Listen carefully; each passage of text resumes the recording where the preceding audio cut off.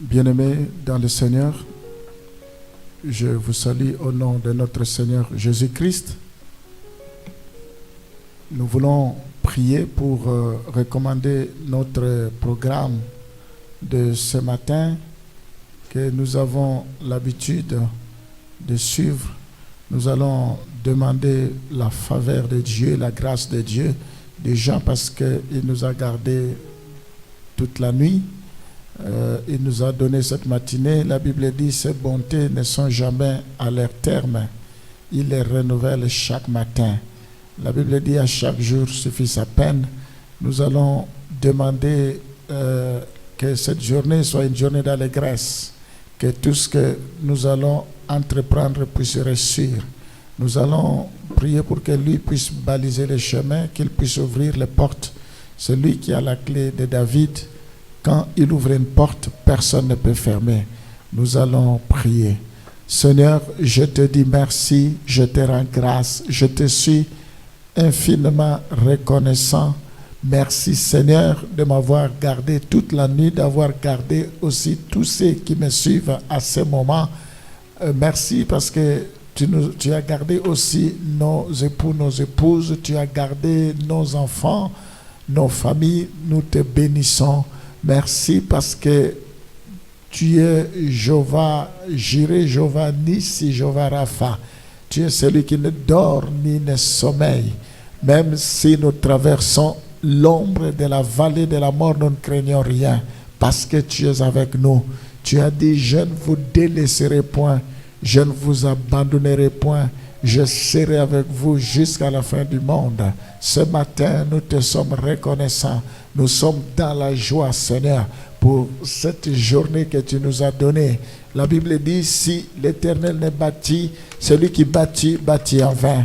Voilà pourquoi ce matin, nous voulons te consacrer la journée d'aujourd'hui. Tout ce que nous allons faire, que tu passes devant, que tu nous diriges. La Bible dit: l'Éternel est mon berger, je ne manquerai de rien. Tu nous conduis vers le vert pâturage, vers les eaux paisibles, restaure nos âmes. Oh Seigneur, merci, parce que nous savons que si tu es avec nous, qui sera contre nous? Marche avec nous comme tu marches avec les enfants d'Israël. La journée, il y avait une colonne de nuée. La nuit, il y avait une colonne de feu. C'est symbolisé ta présence. Tu étais devant. Seigneur, tu es le chemin, la vie et la vérité. Nous voulons marcher sur toi. Nous voulons marcher selon ta volonté, Seigneur. Dirige-nous, conduis-nous. Père, nous te disons merci. Je te recommande ce programme entre tes mains. La Bible dit: la lettre tue, l'esprit vivifie. Je prie pour que la révélation soit au rendez-vous, que tu nous diriges, que ce programme nous fasse du bien, restaure nos vies, attire nos regards vers toi. Conduis-nous, Seigneur. Ta parole, c'est comme une lampe sur notre sentier. Dirige-nous. Sois béni à jamais. Que la gloire, l'honneur et la louange te reviennent. Dispose nos cœurs, bénis tous ceux qui me suivent, tous ceux qui sont fidèles. Oui, Seigneur, tu as envoyé la parole et la parole guérit. Je prie pour que tu confirmes ta parole par les signes, les prodiges et les miracles. Sois béni au nom de Jésus. Amen. Bien-aimés, vous verrez, notre adresse, c'est en train de défiler. Je vous encourage, je vous exhorte à vous joindre à nous. C'est bien de nous suivre sur les réseaux sociaux, mais il y a une différence quand on vient physiquement au lieu de culte. Quand vous êtes là, vous pouvez bénéficier de la prière, vous pouvez bénéficier de la délivrance. Il y a la communion fraternelle. La Bible dit: il est doux et agréable pour des frères de demeurer ensemble. On peut disposer d'un temps pour vous écouter, pour partager avec vous ou avec nous ce que vous désirez, vos attentes. Mais sur les réseaux sociaux, ce n'est pas toujours évident. Vous ne pouvez pas vivre la vie de l'Église sur les réseaux sociaux.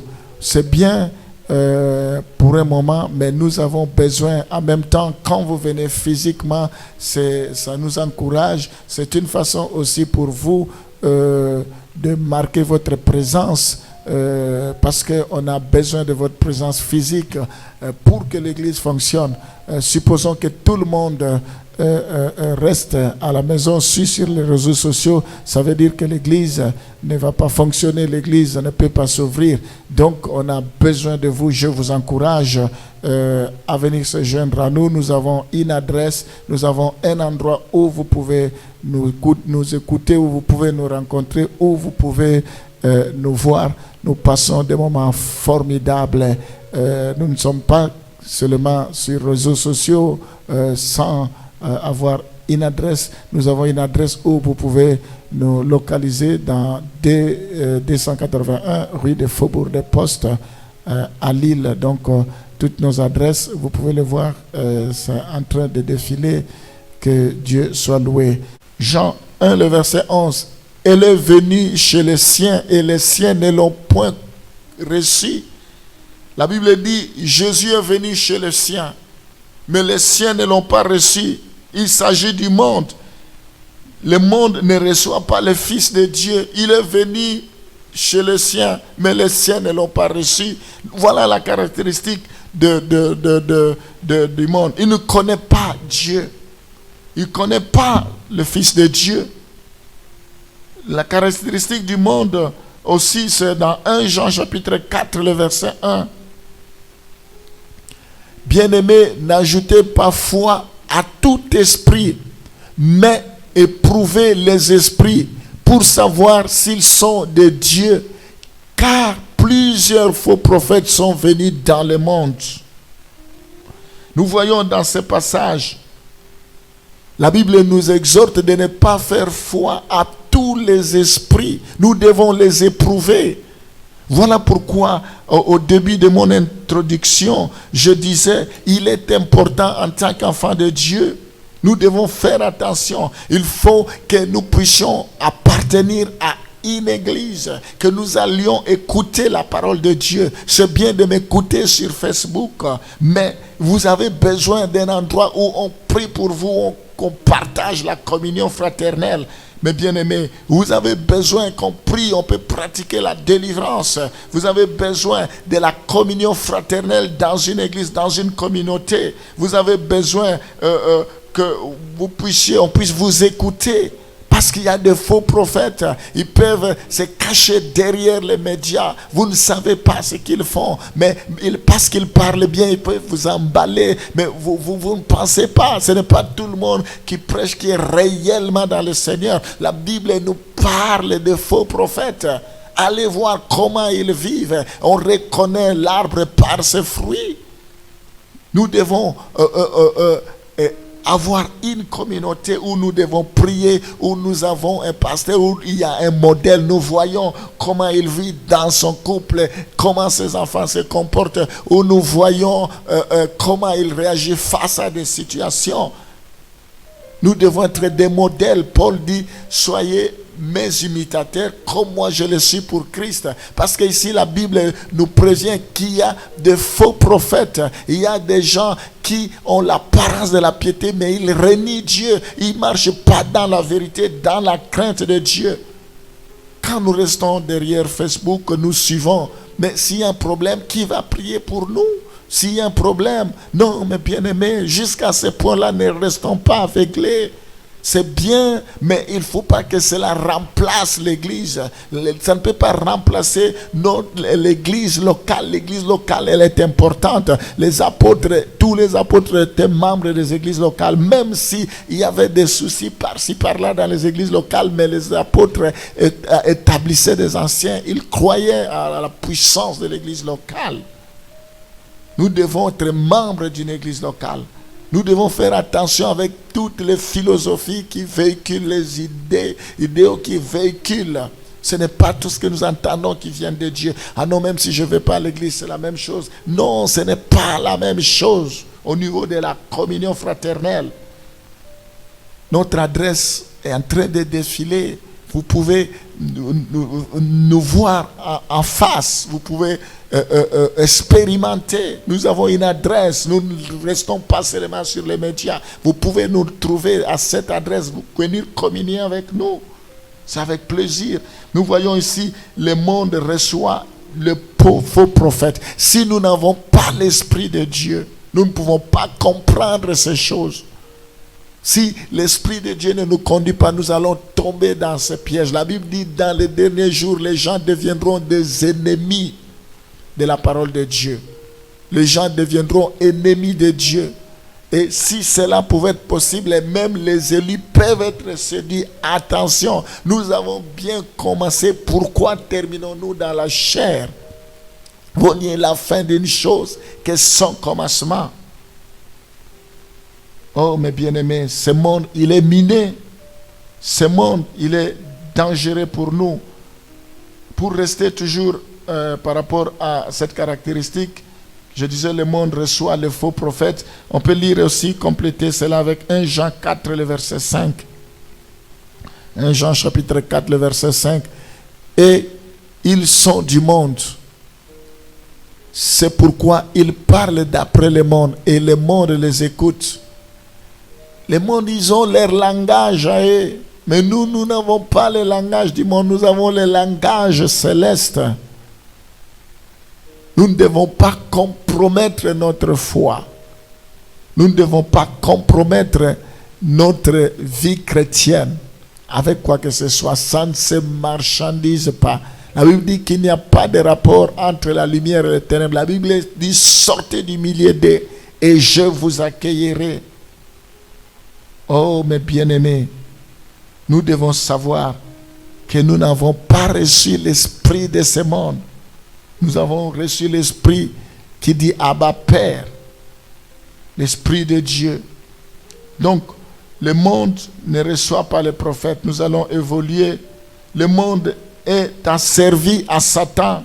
Je vais lire 3 versets avec vous pour que nous puissions comprendre ce que je vais dire. On va commencer 1 Jean chapitre 5, le verset 19. Nous savons que nous sommes de Dieu et que le monde entier est sous la puissance du malin. Ici, il est stipulé que le monde est asservi à Satan. Et c'est ce monde que nous devons aimer. Dieu nous prévient. Le monde est asservi. Voilà pourquoi Satan, après que Jésus ait gêné, il a été transporté par Satan pour lui montrer, regarde, tout ce royaume m'appartient. Si tu te prosternes devant moi, je te donnerai. C'est un menteur, il est le père du mensonge. Il dit, si tu te prosternes, les diables veulent que nous puissions les prosterner en nous disant que ce monde nous appartient. Voilà les stratégies du diable. Ce monde veulent nous corrompre, veulent nous pousser dans le péché, veulent que nous puissions fléchir les genoux. Ce monde veut que nous puissions vivre dans les compromis. Nous devons tenir bon, mes bien-aimés. Il y a encore 7000 personnes qui n'ont pas encore fléchi leurs genoux.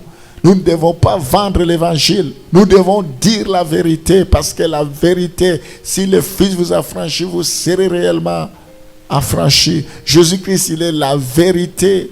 Il est le chemin et la vie. Nous devons annoncer la parole de Dieu. Nous ne devons pas marchander la parole de Dieu. Nous devons rester sur les droits chemins. Oh, mes bien-aimés, le monde est asservi à Satan. Jean chapitre 14, le verset 30. Après, nous allons lire 2 Corinthiens 4, 4. On est dans Jean 14, le verset 30. Je ne parlerai plus guère avec vous, car le prince du monde vient. Il n'a rien à moi. Jésus dit, le prince de ce monde vient. Il n'a rien trouvé à moi. Jésus dit, si ce monde, si j'étais de ce monde, j'aurais pu demander à des légions des anges pour venir combattre pour moi. Mais comme je ne suis pas de ce monde, je me laisse faire. Ils sont venus pour l'accuser, mais ils n'ont rien trouvé en lui. Voilà, même Jésus-Christ se méfie de ce monde. Même Jésus-Christ prend de la distance, du recul par rapport au monde. Pourquoi nous qui ne sommes pas de Dieu, nous pouvons aussi facilement aimer et embrasser le monde. Il faut que nous ayons le dégoût de ce monde. Nous devons vomir ce monde. Nous devons marcher selon notre Seigneur, parce que ce monde appartient au diable. Pour les incrédules dont le Dieu de ce siècle a aveuglé l'intelligence, afin qu'ils ne vissent pas briller la splendeur de l'évangile de la gloire de Christ, qui est l'image de Dieu. Nous voyons dans ce passage de Corinthiens 4:4, les incrédules dont le Dieu de ce siècle a aveuglé. Il y a des gens que le diable a aveuglés. Ils ne peuvent pas voir au-delà de leur... Ils voient jusqu'au bout de leur nez, ils ne peuvent pas voir au-delà. Malgré qu'on leur dit ce chemin-là, ça mène à la mort. Malgré qu'on leur dit le salaire du péché, c'est la mort. Malgré qu'on leur dit que Jésus revient bientôt, mais ils sont déterminés. Ils n'entendent rien. Voilà le monde, mes bien-aimés. Il faut que nous sachions que le monde est asservi à Satan. Une autre caractéristique du monde, Jacques chapitre 4, le verset 4. Adultères que vous êtes, ne savez-vous pas que l'amour du monde est une inimitié contre Dieu? Celui donc qui veut être ami du monde se rend ennemi de Dieu. Nous voyons que le monde aujourd'hui, il est ennemi de Dieu. C'est aussi simple que ça. C'est ça la définition du monde. Il est ennemi de Dieu. Comment pouvons-nous aimer le monde si le monde ne respecte pas notre Dieu, si le monde n'obéit pas à notre Dieu, si le monde ne veut pas élever notre Dieu? Comment nous pouvons accepter une telle monde? On va compléter cela avec Colossiens chapitre 1, le verset 21, et puis Romains 5, le verset 10. On va lire Colossiens 1, le verset 21. Et vous qui étiez autrefois étrangers, ennemis par vos pensées et par vos mauvaises œuvres, il vous a maintenant réconciliés par sa mort dans le corps de sa chair. Donc, quand on est dans ce monde, on est ennemi de Dieu. Nous voyons autrefois, nous étions étrangers aux choses de Dieu. Nous étions ennemis par nos propres pensées. Nos raisonnements faisaient que nous puissions nous éloigner de Dieu. Nos mauvaises œuvres faisaient que Dieu puisse nous abandonner. Mais il nous a réconciliés. Il vous a maintenant réconciliés par sa mort dans le corps de sa chair. Sa mort a fait que nous puissions être sauvés. Sa mort a fait que nous soyons réconciliés avec lui-même, avec son Père. Sa mort a fait que nous soyons affranchis. Seigneur, je prie maintenant pour que nous puissions nous abstenir de nous conformer au siècle présent, que nous puissions nous abstenir de nous associer aux pratiques du monde. Fais-nous grâce, alléluia. Nous voulons marcher loin de l'esprit de ce monde. Nous ne voulons pas être conduits par l'esprit de ce monde. Je prie pour que tu puisses nous préserver des souillures du monde.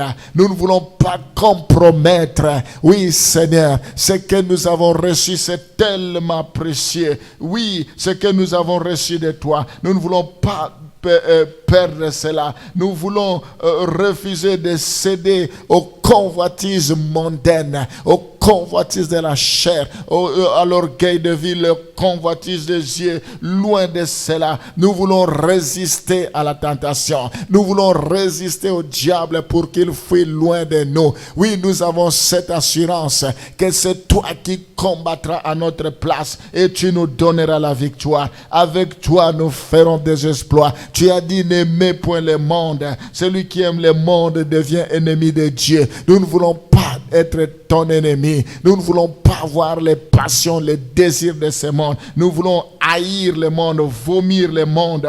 Nous voulons être loin de ces choses. Nous voulons être en écart, Seigneur. Fais-nous grâce. Nous avons été tirés du monde. Oh Seigneur, nous ne sommes pas de ce monde. transformez-nous. Nous voulons être une source de lumière. Nous voulons marcher dans la vérité. Nous voulons être des modèles, loin de toutes sortes de péchés. Fais-nous grâce. Nous voulons avoir une vie qui reflète ta soumission, qui reflète la soumission. Nous voulons nous soumettre à toi. Nous voulons rechercher ce qui te plaît, Seigneur. Oh Père, que cela soit notre désir. Nous voulons nous accrocher à toi. Nous voulons que nous puissions nous opposer à la corruption. Seigneur, nous voulons faire preuve de sagesse. Preuve de sagesse. Oh Seigneur, loin de toute immoralité, loin de tout matérialisme dans ce monde. Préserve-nous, Seigneur. Oh, fais-nous grâce. Tu nous as laissés dans ce monde. Tu nous as pas ôtés de ce monde. Dans ce monde, Seigneur.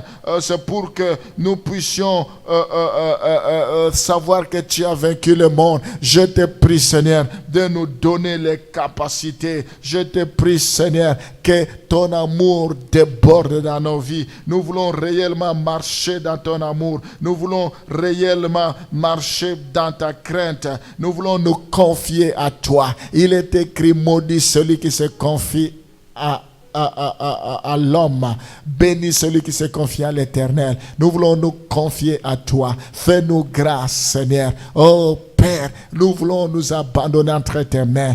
Bénis cet enseignement, que cela puisse porter des fruits dignes de la repentance. Je te rends grâce. Sois loué, Seigneur. Nous sommes que des simples ouvriers. Nous sommes des esclaves, Seigneur. Oh, fais-nous grâce. Nous comptons sur ta grâce. Sois béni à jamais. Au nom de Jésus, nous t'avons ainsi prié. Je bénis la journée d'aujourd'hui. Je bénis chacun de tes enfants. Je prie pour que tu les protèges, que tu les préserves. Je prie pour qu'ils puissent pas rater le royaume des cieux. Au nom de Jésus, cette fois nous tombons, cette fois tu nous relèves. Fais-nous grâce. À jamais tu seras l'agneau sur le trône. Que la gloire et l'honneur te reviennent. Au nom de Jésus, nous t'avons ainsi prié. Amen.